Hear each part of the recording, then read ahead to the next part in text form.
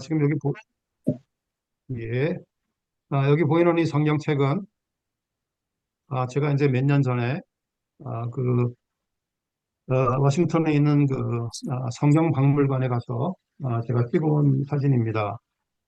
여기 밑에 보시면, 여기 글자가 여러분들은 잘 안 보이실 텐데, 여기 아래쪽에 보시면은, 여기에 어, 그 제목이 나와 있는데, 이것은 노예 성경이라는 그런 것입니다. 어, 잠깐만요. 제가 포인트를 보여드리면, 여기 보이시면은, 거기에 이제 노예 성경이라고 나와 있습니다. 이것이 어떤 것이냐면요. 1800년도 초반에 어, 그 농장을 가지고 있던 그런 미국의 농장을 가지고 있던 그 농장주들이 자기 농장에서 일하는 사람, 그 노예들이 많이 있었잖아요. 이 사람들에게 준 성경책입니다. 그런데 이 성경책이라는 것이 여러분들이 잘 아시다시피 노예에 대한 얘기가 많잖아요. 특별히 출애굽기 같은 것을 보면은 노예들이 탈출한 얘기잖아요. 그러니까 이 농장들이 생각하기에 야, 이거 내가 다시 데리고 있는 노예들이 이런 것을 보고 탈출하면 어떨까 하는 그런 컨선이 생겼어요. 그래서 성경에서 그런 것들을 싹 다 뺐습니다. 그리고 나눠줬어요. 얼마를 뺐냐 하면은 구약의 90%를 뺐고 신약의 50%를 뺐습니다. 그래서 성경이 신구약을 통합해서 전체가 1189장인데 그중에서 232장만 포함되어 있습니다. 이제 여기서 우리가 알 수 있는 것은 뭐냐면은 사람이 참 얼마나 악할 수가 있는가 하는 것을 알 수가 있죠. 자기의 그 이익에 그 거슬리니까 하나님의 말씀을 이렇게 재단을 해서 자기에게 도움되는 것만 넣고 도움이 되지 않는 것은 다 빼버렸습니다. 이런 것을 저는 이제 이것을 어떻게 표현을 하냐면은 디자이닝 갓이라고 표현합니다. 하나님을 디자인하는 것 이렇게 표현을 합니다. 어, 이것이 이제 아까 제가 말씀드린 것처럼 1800년도 초반에 이런 일이 있었는데, 현재는 안 그럴까요? 아니면 제가 질문을 바꿔서, 우리는 안 그럴까요? 저는 안 그럴까요? 한번 거기에 대해서 오늘 제가 그 결론 부분에 거기에 대해서 한번 얘기를 하려고 합니다. 그래서 일단은 접어두시고, 그 히브리서 1장으로 넘어가겠습니다. 제가 지난 시간에 보여드린 것처럼 히브리서는 이런 순서로 쭉 흘러갑니다. 이렇게 따라가는 방법도 있고, 6가지의 경고를 따라가는 방법도 있다고 제가 말씀드렸죠. 지난 시간에는 그 중에서 5장 11장부터 6장 12절까지 있는 이 앞부분을 얘기를 해서, 우리가 예수 그리스도를 깊이 알지 않으면은 계속 어린아이로 남아있다. 그렇기 때문에 그것을 우리가 성장하기 위해서 예수 그리스도를 알고 그의 말씀을 더욱더 깊이 깨달아야 된다라고 제가 말씀드렸죠. 이제 그것을 우리가 이해를 해야, 이것을 이해해야 히브리서가 앞뒤가 다 연결이 된다고 제가 말씀드렸습니다. 그래서 이제 그것을 딱 여러분들 앞에 보여드리고, 이제 맨 앞으로 갑니다. 그래서 1장으로 갑니다.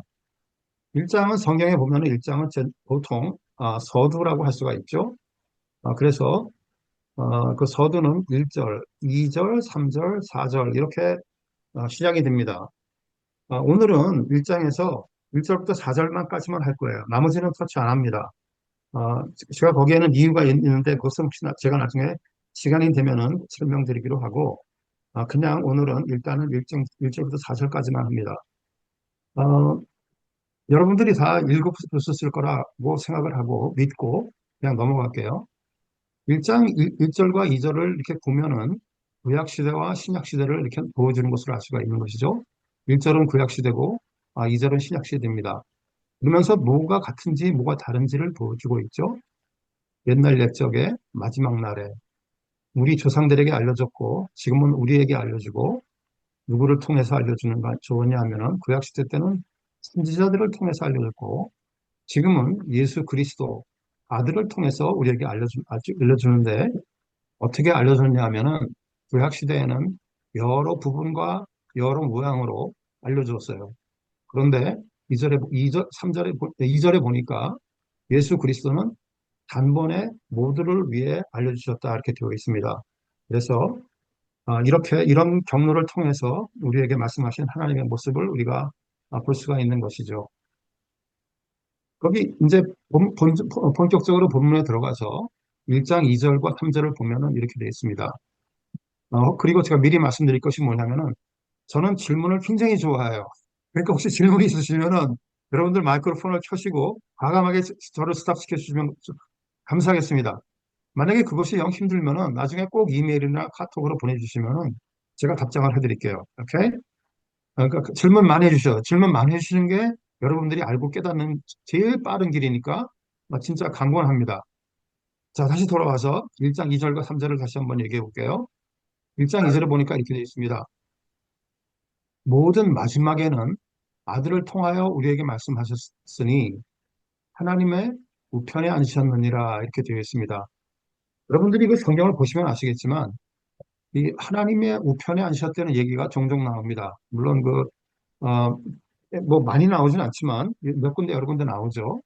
이 말의 뜻은 뭐냐면은 우편에 앉으셨다는 얘기는 마지막 말씀을 전하시고 사역을 마치셔서 이제 승천하셔서 하나님의 우편에 앉아 계시면서 구원을 완성하셔서 이제 왕으로 다스리고 계신다 이런 의미예요. 그렇기 때문에 우리는 이 문장을 이해할 때 어떻게 이해하냐면은 그리스도의 말씀을 끝으로 더 이상 계시의 말씀이 없다 이렇게 이해를 합니다. 근데 그것은 우리가 믿는 것이고 어떤 다른 사람들은 그렇게 믿지 않는 사람도 있습니다. 예를 들자면 몰몬교가 대표적인 경우예요. 몰몬교는 하나님 말씀이 끝이 아니라고 생각합니다. 현재에도 하나님의 계시의 말씀이 계속 진행되고 있다고 얘기를 하죠. 그것이 왜 그러냐면은 그 몰몬을 창시한 그 조셉 스미스라는 사람이 1830년에 하나님으로부터 특별한 계시를 받아서 그 Book of Mormon, 몰몬의 그 경전이라는 것을 썼습니다. 그래가지고 이 몰몬 사람들은 하나님께서 조셉 스미스라는 사람을 통해서 특별한 계시를 줘서 그 책이 나왔기 때문에 그 Book of Mormon이라는 것을 성경과 똑같은 권위가 있는 것으로 인정을 하죠. 우리는 그렇게 믿지 않습니다. 어, 우리가 그것을 또 그렇게 믿지 않습니다. 우리는 어떻게 믿느냐 하면은 구원 계획이 이미 완성되어서 우리에게 마지막 말씀을 주셨다고 믿고 있습니다. 왜냐하면 히브리서에 그렇게 써 있기 때문에 그렇죠. 그리고 그렇게 완성을 하셨기 때문에 더 이상 구약에 있는 그런 율법이라든가 아니면 제사 이런 것들이 이제 더할 것이 없기 때문에 이제 폐해진 것이죠. 여기서 한 가지 제가 여러분들께 여쭤볼게요. 만약에 한번 상상해 보자고요. 이제 만약에 올해 한 10월 달쯤에 세계에서 제일 유명한 어떤 고고학자가 있어요. 누군지 몰라요, 저는. 근데 그 고고학자 하나 있다고 칩시다. 그러면서 그 고고학자가 기가 막힌 발견을 했어요. 그래가지고 바울이 쓴 서신을 발견을 했어요. 이거는 누가 봐도 100% 바울이 쓴 게 100% 확신해요. 물론 그렇게 100% 확신할 수 있는 방법은 이 세상에 존재하지 않습니다. 그런데 어쨌든 간에 그렇게 됐다고 한번 상상을 해보자고요. 그러면 우리가 올해 말에 그 발견된 것을 신약에다 집어넣어야 될까요? 아니면 집어넣지 말아야 될까요? 그것이 퀘스천이에요. 어떻게 생각하세요? 여러분들 아시겠지만 모든 바울의 서신은 다 성경책에 포함되어 있습니다. 우리가 가지고 있는 모든 바울의 서신은 다 성경책에 포함되어 있어요. 그런데 만약에 그 바울의 서신을 여기서 뚝 떨어졌다고 치면은 그래서 우리 손에 왔다고 치면은 우리가 성경이 27권에서 28권으로 신약이 27권에서 28권으로 바뀌어야 될까요? 아닐까요? 한번 누가 짐작해 보실래요?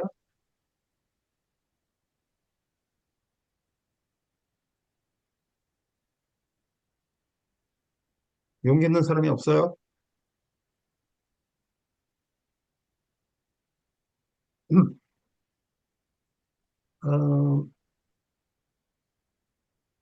어, 뭐 그냥 말씀드릴게요. 더하지 않습니다. 신약 성경은요, 영원히 27권입니다. 설사 그것이 발견되었다 그래도 우리는 더 이상 더해질 것도 없고, 더해질 것도 없고, 업데이트 될 것도 없고, 정정될 것도 없습니다. 신약은 27권으로 영원히 갑니다. 아, 여기 웨스트민스터 신앙 고백을 제가 좀 써놨는데, 거기에 보면은 1장 1조가 성경에 대한 얘기예요. 우리가 신앙 고백 그러면은 제일 첫 장에, 1장에 보통 우리 생각에는 하나님에 대한 얘기가 나와야 될 거라고 생각을 합니다. 그런데 웨스트민스터 신앙 고백을 보면은 1장에 하나님에 대한 얘기가 아니라 성경에 대한 얘기입니다. 왜 그럴까요?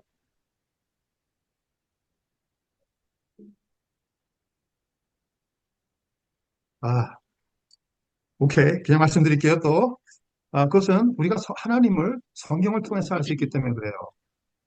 우리가 결국은 하나님을 믿는다고 우리가 고백하는 것은 우리가 성경을 믿는다고 고백하는 것과 같은 의미입니다.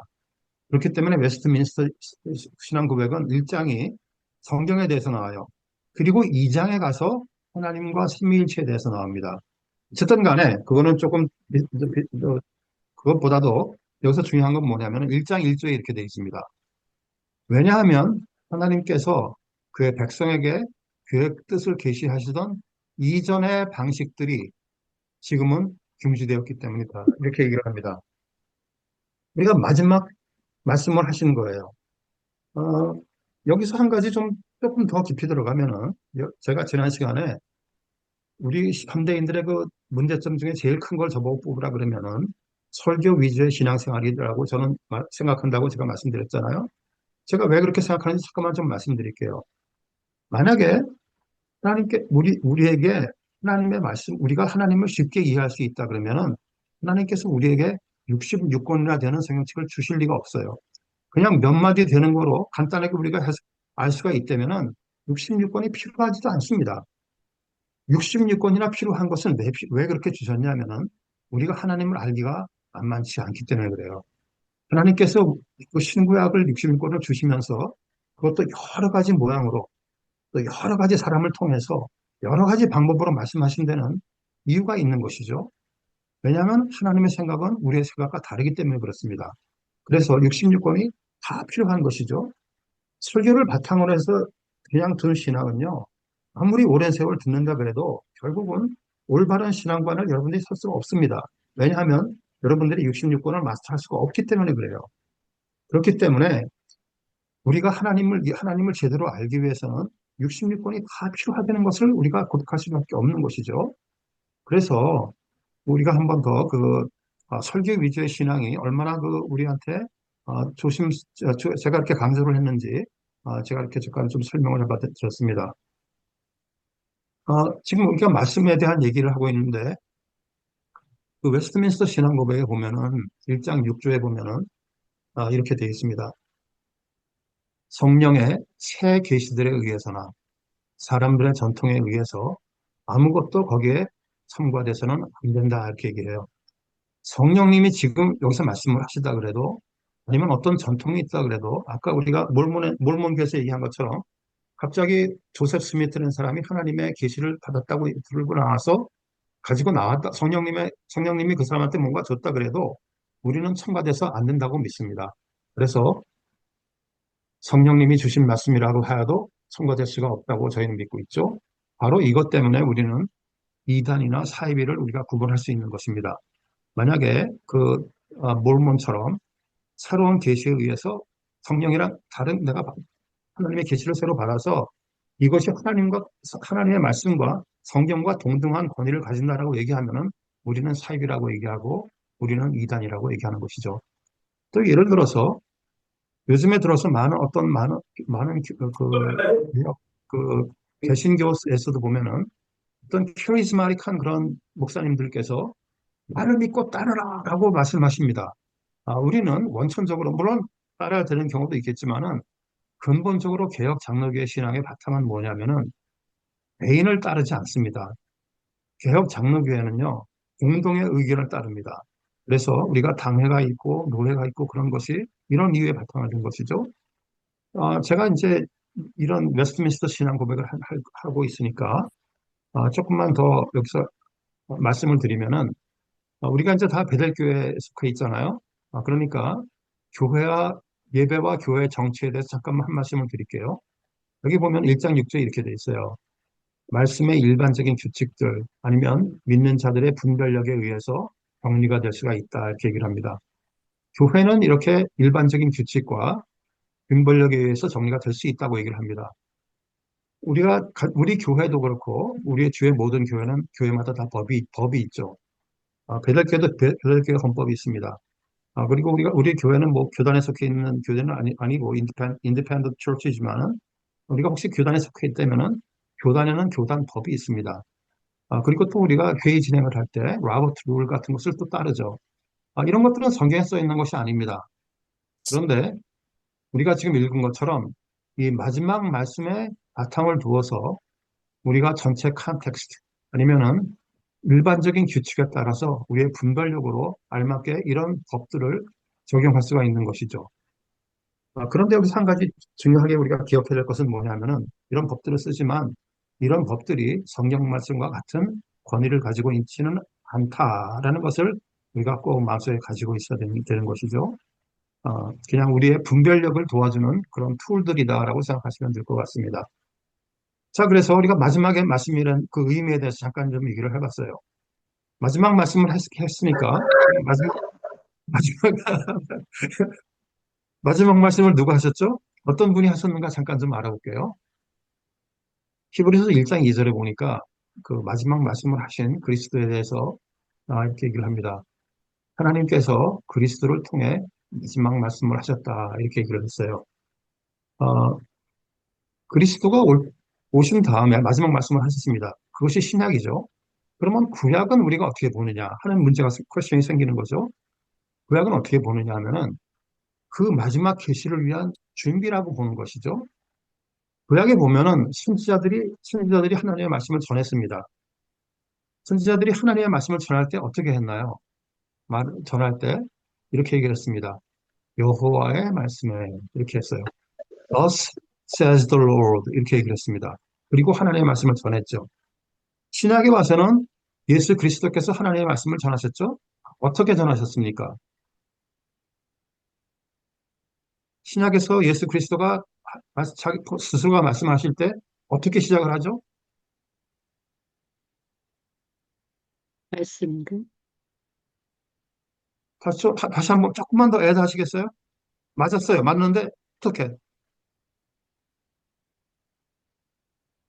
맞았는데 어떻게 말씀하셨냐면 진실로 내가 너희에게 이르노니 Truly I say to you 여기 보면은 여기 한국 성경에 보면은 진실로 너희에게 이르노니 이렇게 돼 있어요.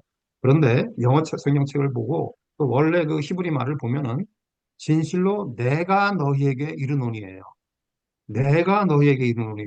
즉 하나님의 말씀을 하나님의 창조주이신 예수 그리스도이시고 그분이 하나님의 말씀을 신다 이것이에요.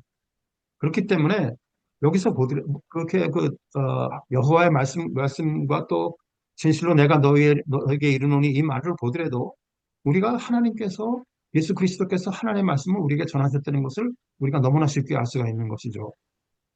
그러면서 예수 그리스도께서 마지막 계시를 하셨는데 1장 3절에 보니까 그분에 대해서 설명을 하는 글이 나옵니다. 1장 3절에 보니까 이는 하나님의 영광의 광채시오 이렇게 얘기를 합니다. 그리스도가 영광의 광채시래요. 그리스도가 영광의 광채시면 우리는 뭘까요? 그리스도가 영광의 광채이시기 때문에 믿는 우리는 예수 그리스도와 연합된 우리도 영광의 광채인 것이죠. 이것을 가장 잘 알 수 있는 성경 구절이 고린도후서 3장 18절입니다. 물론 많은 곳에 나와 있지만 그 중에 하나가 이것이죠. 이렇게 되어 있습니다. 우리가 다 수건을 벗은 얼굴로 거울을 보는 것 같이 주의 영광을 보매 그와 같은 형상으로 변화하여 우리가 그와 같은 형상으로 변화한대요. 그래서 영광에서 영광에 이르노니 곧 주의 영으로 말미암음이라 이렇게 얘기를 합니다. 무슨 소리냐 하면은 여기서 보면은 그와 같은 형상으로 변화하여라는 말이 이 변화하여라는 말이 영어로 보면은 being transformed예요. 지금 바뀌고 있는 중인 것이에요. 그래서 우리가 지금 그와 같은 영광의 광채를 향해서 우리가 진행하고 있는 것이에요. 우리는 제가 지난 시간에도 뭐 여러 번 말씀드렸지만 뭐 앞으로도 또 여러 번 또 하게 되겠지만은 우리는 누군가를 바라볼 때 닮게 됩니다. 그렇기 때문에 우리가 그리스도를 진심으로 바라보게 되면은, 이게 지금 진심으로는 말이 안 들어갔는데 꼭 집어넣을 것 같아요. 진심으로 바라보면 우리도 그렇게 된다는 것이에요. 자, 우리가 사람을 보더라도 내가 존경하는 사람을 보면은 그분을 따라하고 싶어지는 게 정상입니다. 우리 모두 다 그렇습니다. 그렇기 때문에 우리는 하물며 영광의 광채이신 예수 그리스도를 보면은 그분을 닮으려 그러고 그분을 따라하려 그러는 것이 지극히 정상이에요. 그래서 우리는 그렇게 되어야 되는 것입니다. 그런데 여기서 문제가 생겨요. 그렇게 되어야 되는데 우리 중에 그런 사람이 있습니까? 영광의 강치가 있는 사람이 있어요? 여러분이 저를 보실 때 저한테서 영광의 강치가 나타납니까? 안 나타나잖아요. 그걸 어떻게 해결하실 거예요? 바로 여기서 뭐 여러분들이 이미 다 아시는 얘기일지도 모르겠지만은 바로 already but not yet 이 얘기가 나옵니다. 이미 그렇게 되어는 있는데 우리가 우리의 정체성은 이미 그렇게 변했습니다. 우리는 예수 그리스도와 같이 연합됨으로 연합되는 순간에 새로운 피조물이 됐고 우리는 의롭다함을 얻었고 영광의 강체에 이미 이르렀습니다. 우리는 이것은 영원히 변하지 않습니다. 우리가 의롭다함을 입은 것은 영원히 계속되는 것이에요. 예수 그리스도와 연합되는 순간 이미 그렇게 됐습니다. 그런데 실제 삶의 우리의 삶의 모습이라든가 성품이라든가 이런 것은 성령의 역사로 우리 조금씩 정체성에 맞게 변화되가는 과정인 것이죠. 이것을 우리는 not yet라고 보는 것이죠. 우리는 자라가는 것입니다. 우리는 성화되는 과정에 있는 것이죠. 영광은 보는 만큼 드러납니다.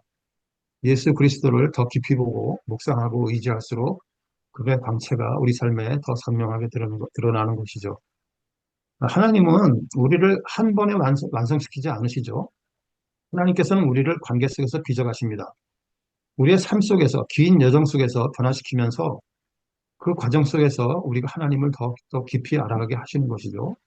여러분들이 이것을 쉽게 알 수 있는 방법이 하나 있습니다. 그것이 뭐냐면 바로 출애굽이에요. 출애굽에서 이스라엘 사람들이 애굽에 끌려가서 노예로 지냈습니다. 몇백 년을 노예로 지냈는데, 뭐 몇백 년은 아니지만 뭐 오랜 세월을 노예로 지냈는데 그 사람들이 자유인으로 바뀌었습니다. 노예가 자유인으로 바뀌는데 얼마 걸렸죠? 딱 하룻밤 걸렸어요. 6월절 날 하룻밤 걸렸습니다. 그리고 그다음부터 풀려나서 가나안 땅으로 자유함을 배우면서 가나안 땅의 안식으로 들어가기까지 40년이 걸린 거예요. 아까 제가 말씀드린 것처럼 변화한 것, 이미 변화한 것, 그것은 노예에서 자유로 벗어난 것은 하룻밤에 끝났습니다. 우리도 다 끝났습니다. 그런데 우리가 그렇게 가는 것은 40년이 걸리고 위에 평생이 걸리는 그런 과정이라는 것이죠. 만약에 우리가 이미 완성되는 영광의 방치라면은요, 우리는 하나님을 알아갈 필요도 없습니다. 하나님을 의지할 필요도 없죠. 왜냐하면 우리가 다 완성됐기 때문에, 이미 완성됐기 때문에 하나님을 알아갈 필요도 없고, 의지할 필요도 없는 것이죠. 여러분들이 성경을 이해할 때, 이 already but not yet는 항상 여러분들께서 마음속에 가지고 계셔야 되는 그런 개념인 것이죠. 어떤 것이 already고 이미 변한 것이고, 어떤 것이 아직 변하지 않은 것인지 여러분들이 항상 성경을 읽으면서 조심스럽게 판단해 가야 되는 것이죠. 이것이 때때로 이것이 쉽지가 않습니다. 그렇기 때문에 우리가 하나님을 알아간다는 것은 이미 already but not yet 이 두 가지 측면을 조심스럽게 균형을 맞춰가면서 가고 있는 것이죠. 어, 우리는 성경을 이해할 때 이것이 참으로 근본적인 텐션입니다. 쉽지 않습니다. 그렇기 때문에 우리는 하나님의 지혜를 필요로 하죠. 그리고 그 지혜는 성경에서 오는 것이죠. 그래서 저는 히브리서를 여러분께 지금 강의를 하고 있지만은 저는 제 역할을 뭐라고 생각하냐면은 부각조각 나지 않고 그것을 성경 전체를 연결해서 가르쳐 드리려고 노력을 하는 것이죠. 여러분들이 어떤 것이 already고 어떤 것이 but not yet인지 여러분들이 스스로 판단하시고 잘 하나님의 지혜를 가지고 하셔야 되는 것입니다. 한 가지 제가 여기서 꼭 말씀드리고 싶은 건 뭐냐면요. 판단은 여러분의 몫이라는 거예요. 어떤 분들께서는 이렇게 생각하십니다. 이, 내가 지금 판단이가 쉽지 않아. 그러니까 누군가 나를 대신해서 판단해 주기를 원해요.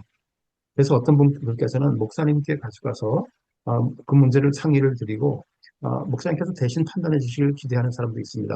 물론 문제를 가져가서 목사님께 상의를 하는 것은 아주 좋은 것이죠. 그런데 판단은 뭐냐면은 목사님께서 해주는 것도 아니고 다른 어떤 사람도 해줄 수 있는 것이 아니에요. 그것은 스스로 해야 되는 음, 것입니다. 여기다 제가 쓰지는 않았지만은 여기 보면은 누가복음 12장 13절, 14절 그리고 57절을 보면은 이렇게 돼 있어요. 또 어찌하여 옳은 것을 스스로 판단하지 아니하느냐 이렇게 돼 있습니다. 어, 결국 이 누가복음에서 예수 그리스도께서 말씀하시는 것은 뭐냐면은 옳고 그른 것을 여러분들이 스스로 판단하라고 말씀하시는 것이죠.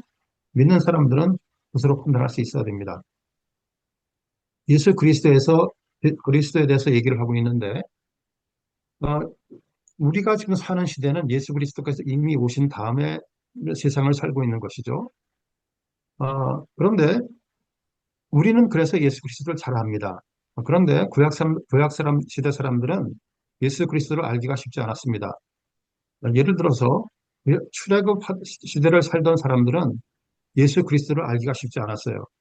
제가 지난 시간에도 잠깐 말씀드렸지만은 그렇기 때문에 구약 시대를 사는 사람들은 예수 그리스도의 그림자 아니면 모형 아니면 패턴 이런 것을 통해서 우리가 예수 그리스도를 볼 수가 있어야 된다고 제가 말씀드렸습니다. 그래서 제가 몇 가지 예를 준비했는데 이 출애굽 당시 성경에 우리가 구약은 어디를 봐더라도 예수 그리스도를 볼 수가 있는데 이 출애굽에서 여러분들이 아는 스토리 몇 개만 가지고 한번 그리스도를 찾아볼게요.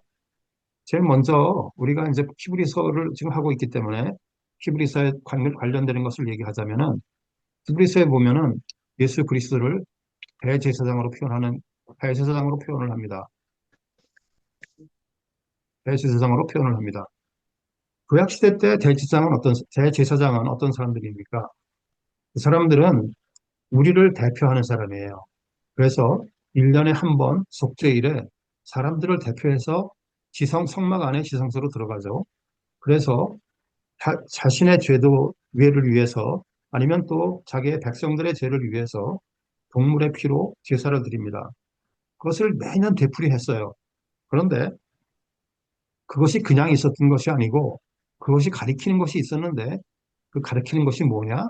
성육신 하신 우리를 하나님 앞으로 나아갈 수 있게 구원하신 예수 그리스도를 표현한다는 거예요. 대제사장이 가리키는 것이 있었는데 바로 그것이 예수 그리스도라는 것입니다. 그래서 히브리서를 보면은 대제사장 대신 예수 그리스도의 말이 수없이 많이 나오는 것이죠. 그리고 또 지금 출애굽에서 예수 그리스도를 어떻게 볼 수 있는가 지금 얘기를 하고 있는데요. 출애굽을 보니까 그 출애굽할 당시에 그 6월절 날의 얘기가 나오죠. 양의 피를 문설주에 발라서 심판을 피하게 한 그런 장면이 나옵니다. 이것도 역시 그냥 있었던 스토리가 아니고 그것이 가리키는 것이 있는데 무엇이냐 하면은 자신의 피로 세상 죄를 지고 가신 어린 양의 모습을 우리가 볼 수 있다는 것이죠. 문설주에 바른 피를 바른 그 양이 아니라 우리의 자신의 피를 흘려서 우리의 모든 죄를 지고 가신 어린 양을 가리키고 있는 것이다. 이렇게 우리가 볼 수가 있는 것이죠. 사실상 이 어린 양에 대한 것은요, 성경을 보면은 이 출애굽에만 있는 것이 아니라 창세기부터 요한계시록까지 있습니다. 어, 창세기 22장에 보면은 하나님께서 아브라함에게 이삭을 바치라고 명령하시죠. 그래서 모리아산으로 아브라함이 이삭을 데리고 모리아산으로 갑니다. 그래서 이삭을 죽이려고 하나님께서 나타나서 다 하십니다. 그러면서 하나님께서 준비하신 어린 양을 대신 잡아라. 그래서 이삭이 살아납니다. 자, 그래서 그 어린 양의 피로 말미암아 이삭이 살아났죠. 창세기에 그런 스토리가 22장에 그런 스토리가 있습니다. 몇백 년이 흘러요. 뭐 어린 양에 대한 수없이 많은 얘기가 있지만은 제가 지금 여러분들이 모든 분들이 다 아는 스토리만 몇 가지 엮어서 말씀드리면은 몇백 년이 그 창세기로부터 몇백 년이 지나갑니다.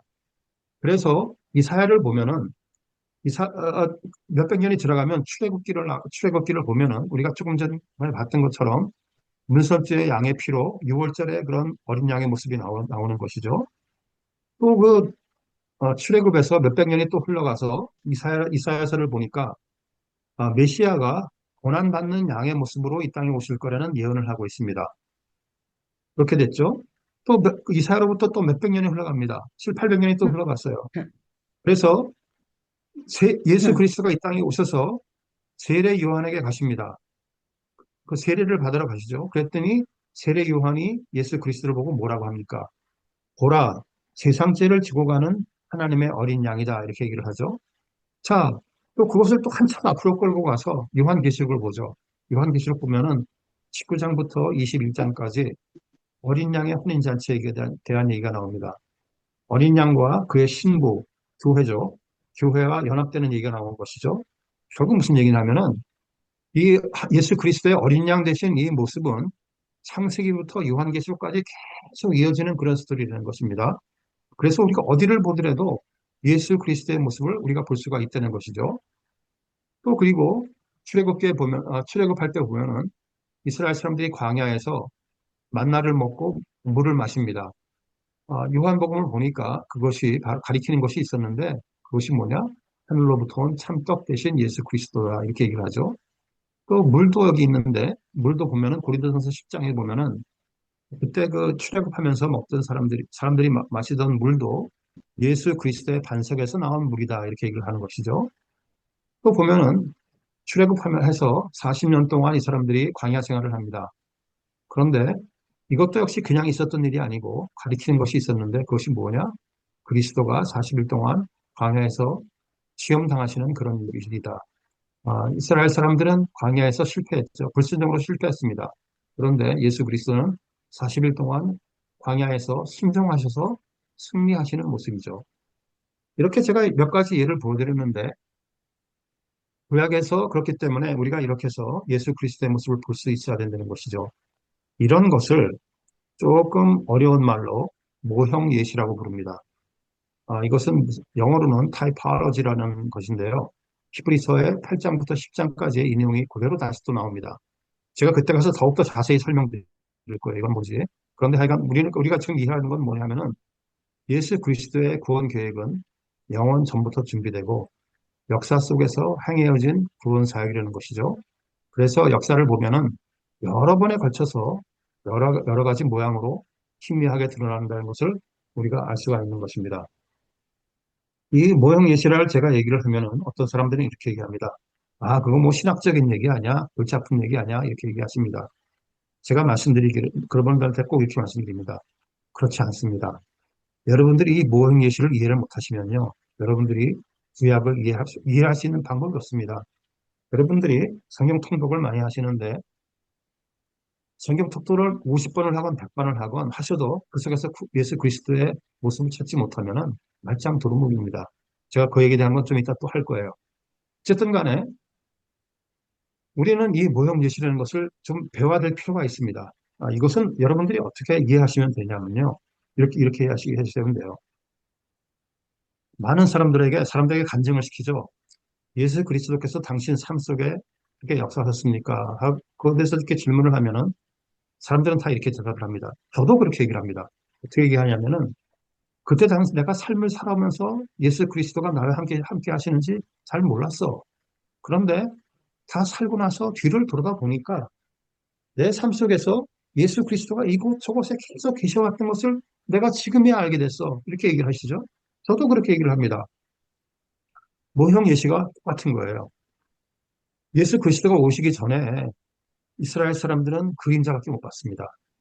그런데 예수 그리스도가 오신 다음에 이제 우리가 보니까 그래서 과거를 보니까 그냥 들었던 그런 출애굽 사건 아니면은 뭐 바빌론으로 끌려갔던 아수리에 끌려갔던 그런 포로 생활의 사건들 그런 속에 예수 그리스도의 모습이 막 드러나는 것을 우리가 들여다보니까 보이는 것이에요.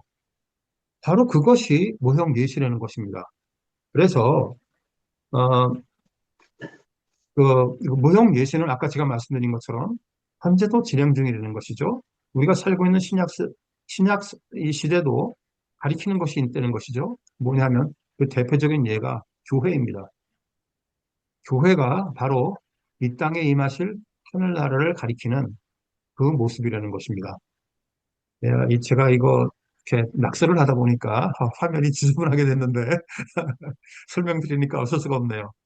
어쨌든 간에 하여간 이 모형 예시라는 것이 그렇게 중요하다는 말씀을 제게 여러분들께 꼭 드리고 싶어서 이렇게 말씀드렸습니다.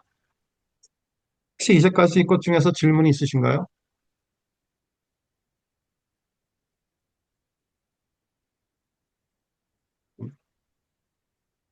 넘어갈게요, 그러면. 우리가 아까 하나님께서 예수 그리스도를 통해서 마지막 말씀을 하셨다고 제가 말씀드렸습니다. 성경 말씀에 그렇게 써 있죠. 그렇기 때문에 우리는 질문이 떠오를 수밖에 없는 것이죠. 그러면 하나님이 더 이상 대화가 없으셔? 우리랑 얘기를 안 하셔? 이렇게 이 질문이 떠오르는 게 지극히 당연한 것이죠. 거기에 대한 답은 이렇습니다. 새로운 계시로 말씀하시지 않으시고요. 이미 완성된 계시를 통해서 말씀하시는 것이죠. 우리가 그것을 제일 잘 할 수 있는 내용이 바로 히브리서 4장 12절 13절입니다. 누구나 다 아는 그런 말씀이죠. 하나님의 말씀은 살아있고 활력이 있어 바울의 어떤 검보다도 예리하여 손과 영과 관절 및 골수를 찔러 쪼개기까지 하며 이렇게 되어 있습니다. 성경 말씀은요, 그냥 단순히 진리와 사실만을, 물론 진리와 사실을 알려주시죠.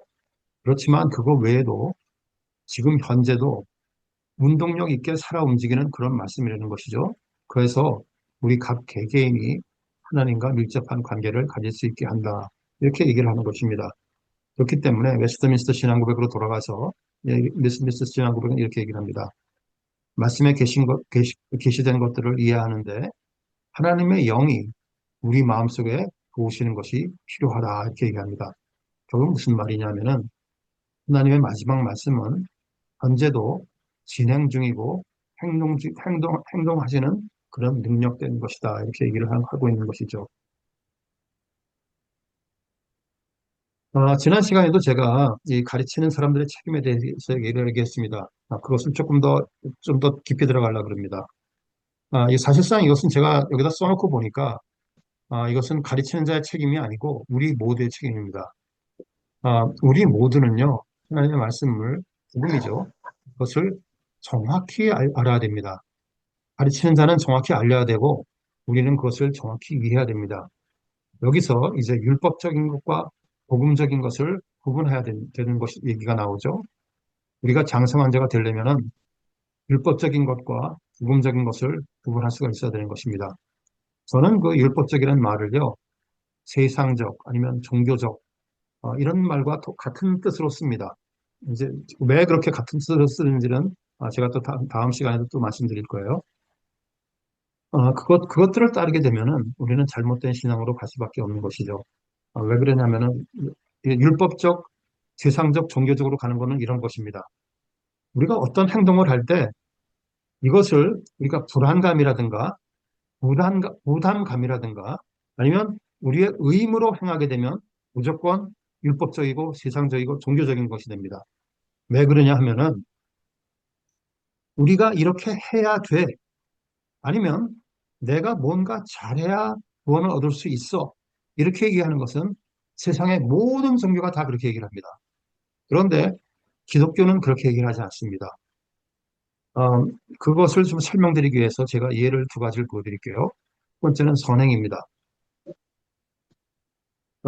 우리는 에베소서 2장 1절을 보니까 사람은 선한 일을 행하기 위해서 지어졌다라고 되어 있죠. 우리는 그래서 선행을 해야 됩니다. 그런데 이런 선행조차도 우리는 자신의 의로움으로 할 수가 있는 것이죠. 선행만 강조하게 되면은 선행을 해야 돼라고 되는 것이죠. 그렇게 되면 율법적으로 변하는 것입니다. 여기 제가 이사야서 64장을 써놨는데 제가 이사야서 64장을 읽어드릴게요. 무릇 우리는 다 부정한 자 같아서 우리의 의는 다 더러운 옷 같으며 이렇게 되어 있습니다. 우리는 죄로 인해서요. 우리의 생각에 의롭다고 생각되는 그런 행위조차도 의롭지 않을 수가 있다는 것이죠. 그래서 결국 무슨 얘기냐면은 우리가 뭔가 해야만 하는 것 같은 것, 부담으로 행하는 것, 아니면 의무로 행하는 그런 것들로, 그런 행위는 설사 그것이 선행이라고 할지라도 율법적으로 될 수가 있는 것입니다. 복음 이와 그 세상적인 율법적 세상적 종교적인 것과 반대되는 복음적인 것으로 보면은요, 이렇게 되는 것이에요. 믿음 안에서 겸손으로 행하는 선행인데, 그것을 조금 더 설명드리면, 주신 은혜를 감사함으로, 기쁨으로 행하는 것입니다. 그것이 복음적인 것이에요. 부담, 의무, 선행, 이런 것으로 해야만 돼라고 하게 되면은 율법적이 되는 것이고, 우리가 하나님께서 이렇게 주신 것이 많어. 우리에게 이렇게 많은 은혜를 주셨어. 그러니까 그 은혜로 감사해서 내가 자원해서 섬기게 되면 그것이 복음적인 것이 되는 것이죠. 그것이 큰 차이입니다. 그리고 또 여기다 제가 이제 여러분들이 가진 교재에는 제가 쓰지 않았는데 제가 한 가지 더 예를 좀 들어 읽고 있게요. 왜냐하면 우리의 교회 생활들과 직접적인 관계가 있기 때문에 그렇습니다. 음, 많은 분들이 이렇게 생각하십니다. 나는 새벽 기도를 나와 1년 내내 하루도 빠지지 않고 나온 사람이야. 결국 그 얘기는 뭐냐면요. 만약에 그렇게 하실 때 그 마음속에 나는 내가 이 정도까지 할 수 있는 신앙을 가진 사람이야 라고 생각을 하고 계시면 그것은 율법적입니다. 내가 자기 자신을 스스로 증명해 보이려고 그러는 그런 믿음인 것이죠. 그런 것은 종교적이고 율법적인 것이죠. 또 어떤 분들은 이렇게 생각하십니다. 내가 새벽 기도를 1년에 하루도 빠지지 않고 맨날 나왔어. 이 정도까지 했으니까 하나님께서 나한테 뭔가 해주시지 않을까라고 생각하시면은 그것도 역시 율법적이고 세상적이고 종교적인 그런 것이 되는 것이죠. 왜 그러냐 하면은 이 정도 했으니까 하나님께서 나한테 뭔가 주시겠지라고 생각을 하면은 내가 이 정도까지 했는데 하나님께서 나한테 축복을 주시고 하나님께서 나한테 구원을 베푸시겠지라고 생각을 하시면은 결론적으로 무슨 얘기냐 하면은 하나님이 우리에게 구원과 복을 빚지신 분이 되는 거예요. 왜냐하면 내가 이만큼 했으니까 하나님께서 주셔야 되니까 그러니까 하나님은 주실 수밖에 없기 때문에 우리한테 빚지신 자가 되는 것이죠. 여러분들이 자동 판매기에 가서 100원짜리 동전을 5개를 넣고 나 콜라를 원해 하고 콜라를 딱 누르면 콜라가 뚝 떨어집니다. 여러분들이 행하는 것 가지고 하나님께서 그에 것에 맞게 콜라를 딱 주실 거라고 생각하면은 그것은 율법적이고 세상적인 것이죠. 내가 이것을 제가 좀, 좀 더 심하게 좀 더 직접적으로 말씀드릴게요. 이렇게 되면 어떻게 되느냐면요. 그것이 거래가 됩니다. 왜냐하면은 내가 이만큼 했으니까 나도 이만큼 받는 것이 있어야 돼. 주는 것이 있고 받는 것이 있어야 돼. Give and take. Give and take예요. 거래입니다. 하나님과 거래하고 계시는 거예요. 그것은 여러분들이 그런 마음이 혹시 여러분들 가운데 계시면은 그렇게 아무리 선한 행동을 하고 아무리 여러분들이 1년 내내 10년 내내 100년 내내 새벽 기도를 가신다 그래도 여러분들은 율법 아래서 헤어나지 못하고 계신 겁니다. 복음적인 것은 뭐냐면은 하나님께서 여기 지금 제가 써있던 것처럼 하나님께서 내게 주신 은혜가 너무도 감사해요. 그것이 먼저예요. 내가 무언가 받을 거를 기대하는 것이 먼저가 아니고 하나님께서 나한테 주신 것이 너무 많은 게 그것이 먼저예요. 그래서 자원해서 기쁨으로 행하는 것이 그래서 그 기쁜 마음으로 새벽 기도에 1년 동안 매같이 빠지지 않고 나가는 것이 복음적인 선행인 것이죠. 그래서 여러분들께서 이것을 좀 더 제가 얘기 좀 이따 자꾸 한번 할게요. 그런데 참 이해해 주시면 좀 감사하겠습니다. 또 하나의 예를 들면은 성경을 읽는 것도 율법적인 행위가 될 수 있습니다. 이것은 성경책에 예수 그리스도께서 예를 들어서 우리에게 말씀을 해주셨어요. 성경을 잘 아는 행위조차도 그것이 교만의 원인이 될 수가 있죠. 누가 그랬습니까? 바리새인들과 유대인들이 그랬습니다. 요한복음 6장 5장 39절 40절에 보면 이렇게 돼 있어요. 어, 제가 이것을 조금 그 내용을 제가 좀 정리해서 다시 썼습니다. 그 내용, 예수 그리스도께서 유대인들을 대상으로 말씀을 하시면서 이렇게 말씀하셨어요. 뭐라고 말씀하시냐면은 너희는 영원한 생명이 성경 안에 있다고 생각하기 때문에 열심히 성경을 연구하고 있어. 그런데 성경이 뭐니? 바로 나에 대해서 얘기하고 있는 것이야. 그런데 너희는 성경을 연구하고 있다면서 생명을 얻으려고 나한테 오려고 하지 않아. 너희는 성경을 잘 알고 연구했지만 막상 성경이 말하고 있는 나, 예수 그리스도를 아직도 보지 못하고 있어. 아직도 나를 몰라. 이렇게 하는 내용이에요. 무슨 소린가요? 바리새인들이 성경을 파고 있습니다. 성경을 너무도 잘 알았어요. 깊이 문자 하나 다 팠습니다. 그런데 성경이 말하고 있는 예수 그리스도를 몰라봤어요. 아까 제가 말씀드린 율법적인 것이 되면은 이렇게 된다는 것입니다. 우리가 성경을 읽을 때 예수 그리스도를 보지 못하면은 이렇게 된다는 것이죠. 그래서 가만히 예수 있어, 그리스도 얘기했어. 예수 그리스도를 몰라보고 가만히 그렇게 있어. 되면 생명이 없는 것이고 예수 그리스도께서 그런 사람을 불러서 눈먼 소경이라고 하는 것이죠. 어, 소경이라고 하는 것입니다. 그래서 우리는 성경을 읽을 때 그냥 읽는 것이 아니라 우리가 예수 그리스도가 어떻게 나오는가 하는 묵상을 하면서 읽는 것이 중요한 것이죠. 이렇게 제가 지금 말하다 보니까 시간이 좀 늘어질 것 같은데 빨리 넘어가도록 할게요. 제가 좀 전에 그 복음을 정확히 아는 것이 중요하다고 말씀드렸죠. 또 하나 중요한 것은 뭐냐면은 전체적으로 아는 것이 중요합니다. 일부분만 알면서 그것이 전부라고 생각하거나 자신의 관심, 이익에 맞는 것만 복음으로 받아들이지 않게 그렇게 전해야 되는 것이죠. 이렇게 되면은 자기 관심, 이익에 맞는 것만 복음으로 받아들이게 되면은 바로 그것이 아까 제가 처음에 보여드렸던 노예 성경과 다를 것이 아무것도 없습니다. 하나님을 디자인하고 있는 것이죠. 사도행전 20장에 보니까 이렇게 되어 있습니다. 이는 내가 꺼리지 않고 하나님의 뜻을 다 여러분께 전하였음이니라. 하나님의 뜻을 다 전하였다고 되어 있죠. 한국말로는 그냥 다 한마디로 끝났지만은 영어로 보면 the whole counsel of God입니다. 이것을 다 온전하게 정확하게 전해야 된다는 것이죠. 구원과 신앙생활에 필요하다고 계시된 모든 진리 전체를 전해야 된다는 것이죠. 그렇기 때문에 그런 것을 우리가 그런 것들을 들을 때 주의 깊게 들어야 된다는 것이 바로 히브리서 2장 1절에 나오는 첫 번째 경고가 되는 것입니다. 이것은 제가 2장 1절 갈 때 다시 또 한번 설명해 드릴게요. 결국은 그래서 뭐냐면은 우리가 듣는 것은 정확히 전달된 복음 전체를 우리가 얘기하고 있는 것이라고 얘기할 수가 있는 것이죠. 제가 몇 가지 예를 보여드리겠습니다. 정확하지 않고 전체가 아닌 것들의 예를 좀 보여드릴게요. 이것은 대표적인 예가 뭐냐면은 내가 원하는 것이 그리스도보다 앞서는 경우에 이것이 바로 정확하고 전체가 아닌 예입니다. 몇 가지 예를 보여드릴게요. 첫 번째, 세상 속 삶에 만족하지 못하고 믿음 안에서 행복을 찾는 경우. 두 번째, 걱정거리를 잊고 안정과 위로를 찾는 경우. 세 번째, 혼돈된 세상에서 인도함을 바라는 경우. 또 질병 치유를 바라는 경우. 또 살- 도덕적이고 선한 삶을 사는 것이 목적인 경우. 이런 경우는 하나님이 이렇게 원하는 것들이 이렇게 많잖아요. 원하는 것들이 많죠. 이것들이 잘못된 것이 아니죠. 우리가 복음에 안에 있으면 이런 것들을 다 주실 수도 있습니다.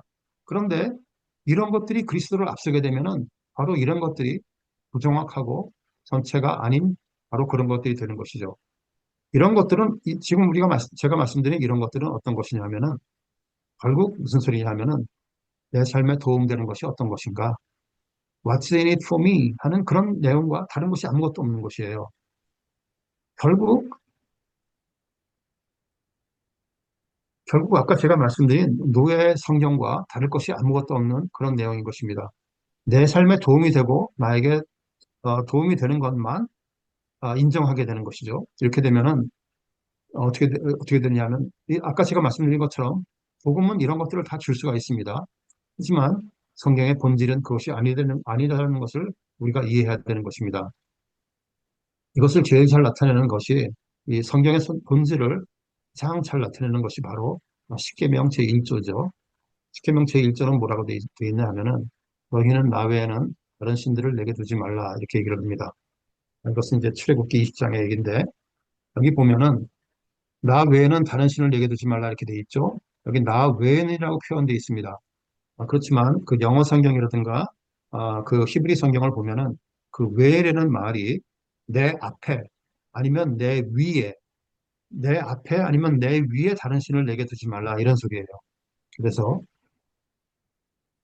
그것과 같은 내용이 에스겔에 보면은 이렇게 우상을 마음에 드리는 내용이 나오고 골로새서를 보면은 항심이 우상 숭배라는 이런 내용이 나오는 것이죠. 바로 이 내용이 그 골로새서 내용이 열 번째 계명의 내용입니다. 힘내지 말라. 아까 제가 여러 번 말씀드렸지만 우리가 바라는 것들이 많습니다. 우리가 하나님께 구하는 것이 많죠. 그리고 우리가 원하는 것들을 하나님께 구하는 것이 당연한 것이죠. 열심히 구해야 되는 것이죠. 그렇지만 우리가 아까 제가 여러 번 말씀드렸지만은 복음은 행복을 주고 걱정을 없애주고 안정을 주고 인도해주고 육체가 기적적으로 고침을 받고 선한 삶을 살 수 있게 해주죠. 그런데 그것만 바라게 되면은 그것들이 앞서게 되면 예수 그리스도를 앞서게 되면은 어떻게 되느냐 하면은 순서가 바뀐 것이 됩니다. 다른 복음이 아니고 다른 복음이 되는 것이죠. 다른 복음은 거짓 복음이 되는 것이죠. 이것을 이제 그 팀 켈러 목사님은 functional savior라는 말로 표현을 합니다. 저는 이제 그것을 가짜 구원자라고 얘기를 하는데, 팀 켈러 목사님은 functional savior라고 얘기합니다. 왜 function이라고 얘기를 하냐 하면은, 예를 들어서 우리에게 돈이 있으면 생활이 편해집니다. 그렇기 때문에 또 도움이 되는 것이 있어요. 그렇지만 그것이 본질이 아니라는 것이죠. 잠시 만족을 주지만 본질이 아닙니다. 그리고 이런 것들은 우리를 복음에서 멀어지게 하게 되죠. 우리가 위로받고 돈을 원하고 관계를 원하고 성공을 원합니다. 또 아들과 딸이 하버드에서 가고 의사 되는 것을 우리는 원합니다. 가정이 편안하게 되는 것을 원하죠. 또 심지어는 하나님의 사역도 우리가 원합니다. 그런데 하나님의 사역도 내가 원하는 것이 지나치게 되어서 예수 그리스도를 앞서게 되면 그것 역시 우상이 될 수가 있는 것이죠. 본질을 빼놓고 바라는 것만 구하게 되면요. 결국에는 노예 성경을 만들었던 농장수들과 다른 것이 아무것도 없습니다. 자기 이익과 맞지 않기 때문에 구약의 90%를 빼버렸고 신약의 50%를 빼버린 그 사람들과 다른 것이 아무것도 없는 것이죠. 그렇기 때문에 여러분들이 잘 아시는 그 세인트 어거스틴, 성 어거스틴이라는 사람, 기원 후 400년, 400년, 500년 그때 사람이죠. 그 사람이 아주 굉장히 중요한 말을 했습니다. 제가 그 사람 말한 걸 읽어드릴게요. 죄는 법이나 규칙을 어기는 것이 아니고 우리가 원하는 것들을 지나치게 원하는 것이다. 이렇게 얘기했어요. 얼마나 참 그 깊이가 있는 말을 했는지 모르겠어요. 저는 이 말을 너무나 좋아합니다. 원하는 것들을 지나치게 원하면요. 그것이 바로 죄라고 얘기를 하는 것이죠. 그래서 아까 조금 전에 제가 십계명 얘기를 했는데, 십계명으로 돌아가겠습니다. 열 번째 계명을 보면은 출애굽기 20장 17절입니다.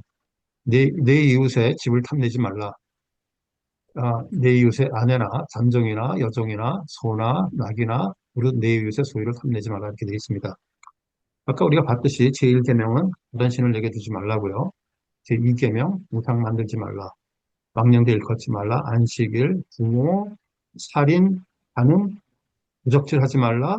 거짓 증거하지 말라. 그리고 열 번째 계명 탐내지 말라가 이렇게 들어가죠. 그런데 탐내지 말라라는 내용을 담고 있는 이 성경 구절을 보면은 이렇게 되어 있습니다. 이웃의 아내를 탐내지 말래요. 간음하지 말랍니다. 그의 남종이나 여종이나 소나 낙이나 무릇 내 이웃의 소유를 탐내지 말래요. 도둑질하지 말라는 얘기입니다. 내가 원하는 것이 지나치게 되면 살인할 수 있게 됩니다. 또 내가 가지고 있는 것들을 빼앗기지 않으려면 거짓말을 하게 됩니다. 아홉 번째 계명, 거짓 증거예요. 결국은 무슨 소리냐면은 열 번째 계명을 깨려면 이 여섯 번째, 일곱 번째, 여덟 번째, 아홉 번째 계명을 깨려 그러면은 이것들을 깨려 그러면은 열 번째 계명을 먼저 깨야 되는 거예요. 열 번째 계명을 깨는 것이나 이 다른 계명을 깨는 것과 다 같은 것입니다. 그것만 그럴까요? 그렇지 않습니다. 제가 조금 전에도 조금 말씀드렸지만 열 번째 계명은 첫 번째 계명과 같습니다. 다른 신을 내게 두지 말라. 만약에 우리가 탐내서 어떤 것을 하나님 앞에 그리스도 앞에 먼저 두게 되면은 아니면 그리스도 위에 먼저 두게 되면 바로 그것이 첫 번째 계명을 어기게 된 것이죠. 첫 번째 계명을 어기면 우상을 만들게 된 것이고 내가 원하는 것이 우상이 돼버린 것이죠. 이렇게 되면 여호와의 이름을 망령되이 일컬음게 된 것입니다. 제가 시간이 없어서 안식일도 얘기 않고 부분도 넘겨갑니다. 하지만 어쨌든 간에 중요한 것은 탐내지 말라가 전부 다 연결이 됩니다. 어, 그리고 또 한 가지 말씀드리고 있는 것은 여기 다른 것들은 다 이거 하라 하지 말라 이거죠. 그런데 탐내지 말라는 뭡니까? 마음속에 마음속의 얘기예요. 결국은 마음속에 어떤 것이 우리가 어떤 마음을 가지고 있는가가 십계명 전체를 지키느냐 안 지키느냐의 키가 된다는 것입니다. 이건 제가 이렇게 말하는 걸까요? 제가 그냥 십계명을 묵상해 보다가 이렇게 깨달아서 여러분께 알려드린 거야? 그렇지 않습니다. 여기에는 히스토리가 있습니다. 누가 그렇게 생각을 했냐면 바로 사도 바울이 그렇게 생각했습니다.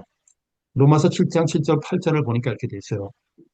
율법에 탐내지 말라 하지 않아야 했다면 나는 탐심이 무엇인지 알지 못하였을 것이라. 바울이 탐내는 걸 몰랐을까요? 그게 아니죠. 그 얘기가 아닙니다. 탐내는 것이 십계명 전체라는 것을 깨달은 거예요. 그래서 그 죄가 내 속에서 탐심을 이루고 나를 죽였다. 이렇게 고백하는 겁니다.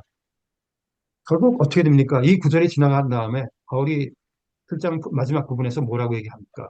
오호라 나는 권고한 자로다라고 고백을 하죠. 고백을 한 다음에 7장에 들어가서 어떻게 됩니까? 오호라 나는 권고한 자였었는데 그런데 나한테 예수 그리스도가 왔어요. 그래서 첫 번째가 됐습니다. 그러니까 로마서 8장 31절에 가서 뭐라 그럽니까? 제가 읽어드릴게요. 그 어떤 피조물이라도 우리를 하나님의 사랑 안에서 끊을 수 없느니라. 우리가 예수 그리스도 안에 들어가서 예수 그리스도가 먼저가 되면은 어떤 피조물도 우리를 하나님의 사랑에서 끊을 수 없다고 얘기하는 것이죠. 바로 이 내용이 로마서 7장과 8장을 꿰는 그런 것인 것입니다. 결국 근본적인 복음은 이렇게 정리할 수가 있어요. 하나님은 누구신가? 그리스도가 나와 함께 하시는가? 내 가슴 속에 인정된 주인이 누구인가? 이거로 시작되어야 되는 것이죠. 이렇게 시작돼서 우리가 진정으로 믿게 되면은 마태복음 6장 30절이 나올 수밖에 없는 겁니다. 너희는 먼저 그의 나라와 그의 의를 구하라. 그리하면 이 모든 것을 너희에게 더하시리라. 이렇게 말씀을 하는 것이죠. 내게 뭔가 도움이 되는가 이것 때문이 아니라 어떤 도움이 되기 때문이 아니라 나의 하나님이시고 우리가 그의 백성이기 때문에 그를 경배해야 되는 것이죠. 이것이 바로 복음적인 태도인 것이에요. 율법적인 것이 아니고 이렇게 하는 것이 바로 복음적인 접근 방법인 것입니다. 그래서 우리는 근본적인 복음을 온전히 믿어야 되는 것이죠. 우리가 원하는 것들은 2차적인 것들입니다. 2차적인 것들은 근본적인 그런 것들이 근본적인 복음과 바뀌게 되면 사탄이 하는 일이고 거짓 복음이 되는 것이죠. 사탄은 이렇게 얘기를 합니다. 두 번째 것이 더 중요할 수도 있어. 이렇게 얘기를 합니다. 그런데 우리는 그 순서를 똑바로 가져가야 되는 것이죠. 예수 그리스도가 첫 번째인 것이죠. 그래서는 사탄은 두 번째 것을 첫 번째로 만들면서 우리를 첫 번째에 가지도 못하게 반대를 하고 있는 것이죠. 어떤 설교자들은 이런 축복 위주의 설교를 하는 경우가 있습니다. 물론 저희 교회는 안 그렇죠. 그렇지만 우리 주위에 있는 많은 교회들이 축복 위주의 설교를 합니다. 결국 무슨 소리냐면은 이런 2차적인 것들을 설교를 하고 있는 것이죠. 복음은 제가 이미 말씀드린 것처럼 정확히 전달돼야 되고 전체적으로 전달돼야 됩니다. 그래서 이 우리 복음을 전체적으로 아는 것이 너무나 중요하다는 것이죠. 제가 여기까지가 이제 그 강의 내용인데 제가 마지막 한 마디만 더 끝낼게요. 제가 조금 전에 마태복음 6장 33절을 얘기했습니다. 너희는 먼저 그의 나라와 그의 의를 구하라. 이하면 이 모든 것을 너에게 더하시리라. 이렇게 제가 읽었잖아요. 제가 다시 말씀드리는데 이 모든 것을 너희한테 더하실 수도 있고 더하지 않으실 수도 있어요. 성경 말씀은 더한다고 되어 있는데 제가 성경 말씀을 반대로 얘기하는 것 같죠. 그렇지 않아요. 무슨 소리냐면은 우리는요, 우리에게 최선이 뭔지 몰라요. 우리가 알 수 있으면 너무나 좋겠어요. 저도 좋겠어요. 그런데 우리는 우리에게 최선이 뭔지 몰라요. 그런데 하나님은 아세요. 그래서 하나님께서는 우리에게 최선을 주는 건데 우리는 그것이 우리에게 최선인지 아닌지를 모르는 거예요. 그렇기 때문에 우리 생각에는 하나님이 모든 것을 주셨는데 우리는 생각에는 모든 것을 주시지 않았구나라고 생각할 수가 있다는 것이죠. 그래서 결국 무슨 소리냐면은 우리 눈에는 더하실 수도 있고 더하지 않을 수도 있는데 결국은 뭐냐 하면은 하나님께서는 다 아시기 때문에 하나님께서는 우리한테 최선을 주실 거라는 것을 믿고 따라가야 되는 것이죠. 하나님이 우리의 주인 되시고 하나님이 우리의 주인 되시면 주인의 선하심을 믿고 인도하심을 믿고 따라가는 것이 우리의 해야 될 일이라는 것이에요. 진리의 하나님이 나의 모든 것이 되시고 나를 구원하시고 내가 필요한 모든 것 되신다는 그런 고백을 할 수 있어야 됩니다.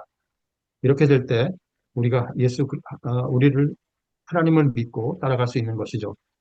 그렇게 돼서 6장 33절이 되면은 모든 것이 모든 것이 우리에게 더하실 것이다 하고 믿게 되면은 그러면 꼭 로마서 8장 28절이 이루어지는 것이에요.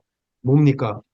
하나님이 사랑하는 자, 그 뜻대로 부르심을 받은 자들에게는 모든 것이 협력하여 선을 이루느니라. 이렇게 되는 것이죠. 그래야 선을 이루어지는 것입니다. 내가 원하는 선이 아니고 하나님께서 원하시는 선을 이루는 것이죠. 그래서 그거를 기억하시고 오늘 또 두 번째 강의를 준비한 것은 여기까지입니다. 그래서 오늘 강의는 여기까지인데 혹시 여러분들 가운데 질문 있으시면은 좀 질문을 받겠고 시간이 제가 또 오늘 또 잠깐 3분을 넘어버렸는데 죄송합니다. 어, 그래서 오늘은 여기까지 할게요. 음, 여기 지금 제일 나이 많으신 권사님이 제가 지금 보고 있는데 김길자 권사님이신 것 같은데 김길자 권사님께서 저희를 위해서 잠깐 기도해 주시고 끝나면 안 될까요?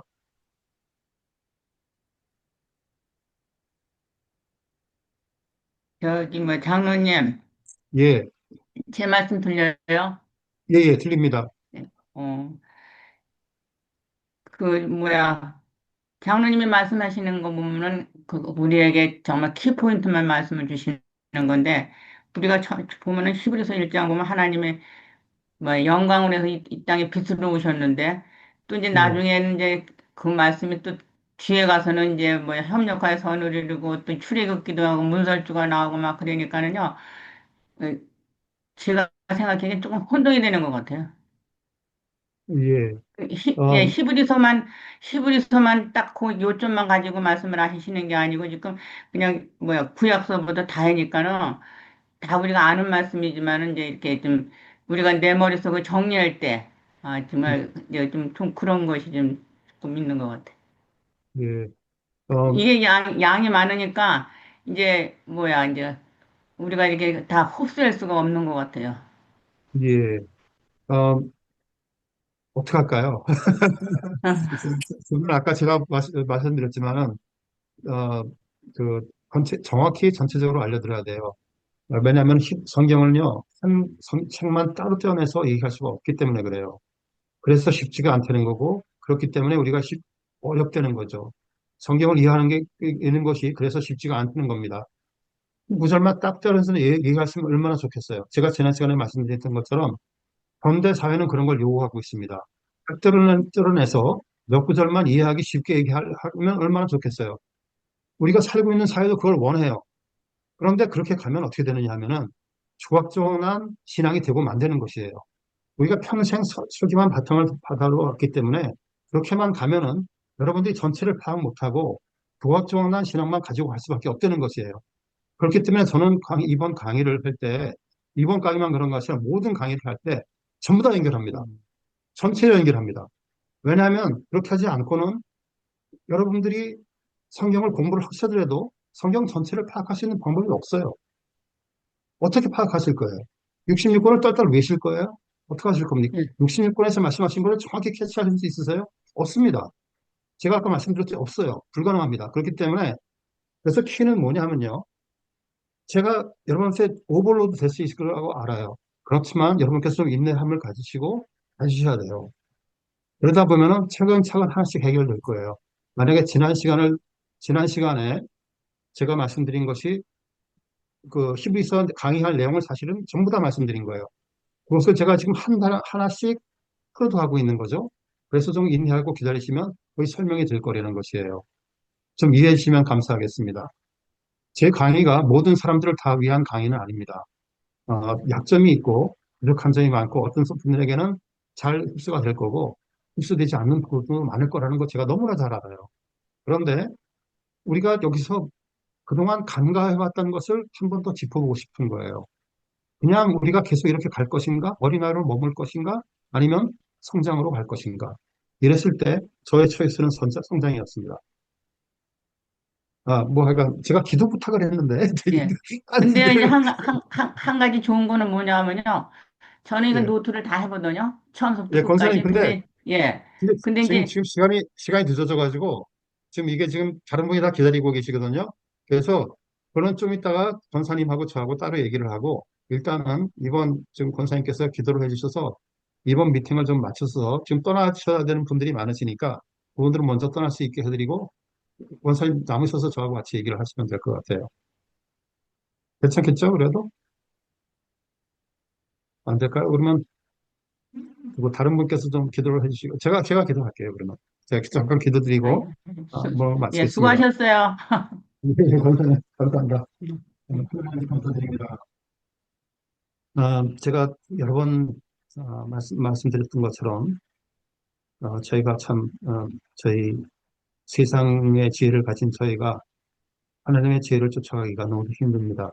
하지만 이번 기회를 통해서 우리가 할 수 있는 한도 내에서 하나님께서 우리에게 허락하신 지혜와 또 우리의 묵상의 능력과 또 성령이 함께 하심으로 의지해서 우리가 할 수 있는 것들을 캐치할 수 있도록 저희를 돌봐주시길 간구드립니다. 그리하여서 히브리서에서 얘기했던 것처럼 우리가 계속 평생을 신앙생활을 해왔지만 계속 히브리서 교인들처럼 어린아이에 머무는 것이 아니라 우리가 성장된 사람이 되어갈 수 있도록 히브리 기자가 그렇게 썼던 것처럼 예수 그리스도께서 그렇게 원하셨던 것처럼 그런 삶이 되어갈 수 있도록 저희를 축복해 주시길 간구드립니다. 이 자리에 참석하신 모든 분들을 위해서 또 간구드리고 오늘 저녁에 시간을 내주신 것도 감사드리면서 이 모든 말씀 예수 그리스도 이름으로 간구되어 싸움나이다. 아멘. 아멘. 예, 지금 네. 이제 떠나실 분들은 감사합니다.